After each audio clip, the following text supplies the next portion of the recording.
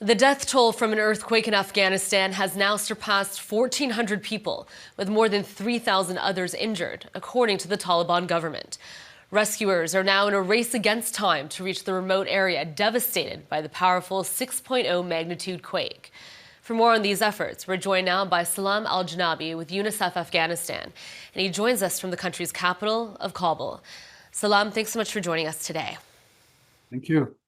So bring us up to speed on the situation on the ground right now. How badly is this earthquake impacting people there? I think at the moment, the most shocking thing that we've all just been hearing is the uh, rising death toll. That number is quite shocking. With it also, we're hearing that around 5,000 homes have also been destroyed. On the good news front, some of the blockages in the roads to access areas are easier today. Our teams, the UNICEF teams now on the ground, are able to reach areas that yesterday were more difficult.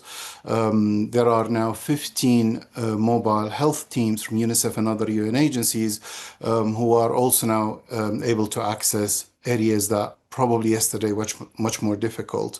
In terms of what we're seeing in the nearby hospital in Jalalabad city, our teams there are telling us since the earthquake happened, more than 550 people have been admitted to this hospital, men, women, and children. Furthermore, we are now getting a little bit more sense of the impact beyond lives and homes. Today, my colleague there was telling me that around 40 public schools are destroyed. UNICEF's community-based education facilities, so these are smaller ones within communities. We have around 44 there. Half of them are confirmed destroyed. So all of this is actually just the magnitude of it continues to really impact us. The big concern now, of course, beyond the health concerns and getting people out into safety is shelter for these children and families. So, Salam, the biggest concerns then, in the days following the disaster of this magnitude, like you mentioned, we're just starting to see a clearer picture of what's to come. But how is the healthcare system able to respond to this? Is it stocked full of resources? Is it struggling? With difficulty. I mean, UNICEF is supporting around 60% of the health system here in Afghanistan.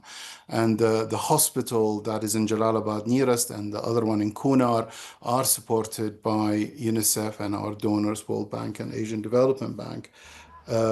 But they are stretched in terms of staffing. Now, today, again, with talking to colleagues, we're trying to figuring out how to bring in more nurses. We are definitely bringing in more medicines. Ambulances are being sent to Kunar province to support the hospital there.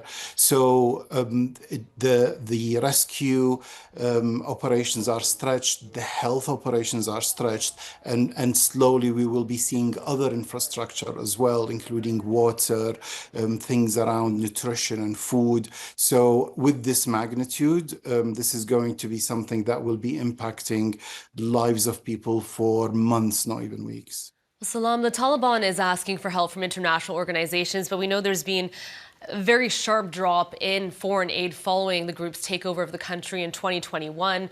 Many countries are outraged over its treatment of women, for example. How do you think the Taliban administration, having them in place, how is that going to affect the response to and the recovery from the earthquake? So the overall picture is working under this de facto authority as a UN aid operation is difficult. It is one of the most challenging environments I've worked in. I've worked in Syria, I've worked in Lebanon. This is really challenging. That said, we have exemptions that really help UNICEF and other UN agencies to do the work that they need to do. There are exemptions on women working within the health sector and within the education sector. Immensely important for us to reach girls, women with healthcare. Also, in terms of coordination with the de facto authorities, in situations like these, and unfortunately, I've seen 4 of these massive earthquakes in the last 4 years. The de facto authorities will coordinate with us in terms of where we're going. They don't hinder our work. That is very important. Our teams and partners are safe, and we can do what we do best and bring aid to children where they need. So while it's immensely challenging overall, at this moment, I think with so many deaths and so many injuries and need, everybody's just rising to the needed challenge.